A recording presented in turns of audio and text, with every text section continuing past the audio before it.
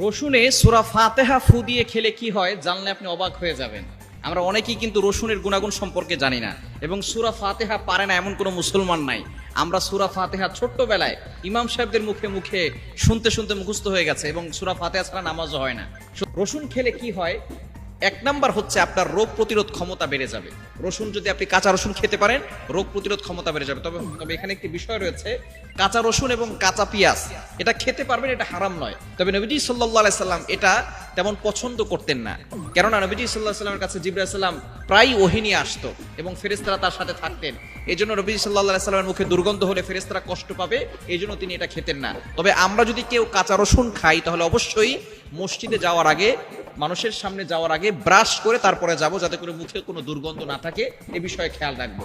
যেহেতু রসুনে একটা দুর্গন্ধ আছে, এটা যদি আমরা মানুষের সামনে যাই, মসজিদে যাওয়ার আগে যদি খাই তাহলে অবশ্যই ব্রাশ করে তারপরে যাওয়ার চেষ্টা করব। তাহলে রসুনে আপনার এক নাম্বার যে উপকার হবে সেটা হচ্ছে আপনার রোগ প্রতিরোধ ক্ষমতা বাড়াবে। দুই নাম্বার, আপনার ওজন কমাতে সাহায্য করবে। অনেকেই আছে ডায়েট করেন, এটা খান না, ওটা খান না, সেটা করেন। রসুন যদি আপনি খেতে পারেন, কাঁচা রসুন, তাহলে দেখবেন আপনার ওজন কমতে এই রসুন সাহায্য করবে। তিন নাম্বার হচ্ছে আপনার ডায়াবেটিস নিয়ন্ত্রণে চলে আসবে। যাদের ডায়াবেটিস হয়েছে তারাই জানে ডায়াবেটিস কতটা ভয়ঙ্কর হতে পারে, সুতরাং ডায়াবেটিসকে নিয়ন্ত্রণ করবে রসুন। এবং চার নাম্বার খুবই ইম্পর্টেন্ট, সেটা হচ্ছে যৌন শক্তি বৃদ্ধি করবে।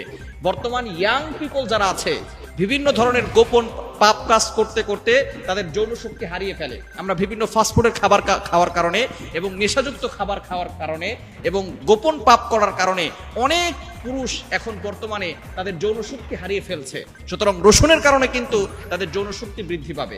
এবং 5 নাম্বার হচ্ছে যেটা খুবই গুরুত্বপূর্ণ, সেটা শরীরের বিষাক্ত যেই ভাইরাসগুলো আছে সেগুলোকে অপসারণ করে। সুতরাং রসুন যখন আপনি খাবেন তখন অবশ্যই সূরা ফাতিহা পড়ে ফু দিয়ে খাবেন, তাহলে বিভিন্ন ধরনের রোগ থেকে আল্লাহ তাআলা আপনাকে হেফাজত করবেন, কারণ সূরা ফাতিহার ভিতরেও শিফা রয়েছে। সূরা ফাতিহার একটি নাম রয়েছে শিফা ও মিন কুল্লি দা, সকল রোগের ওষুধ।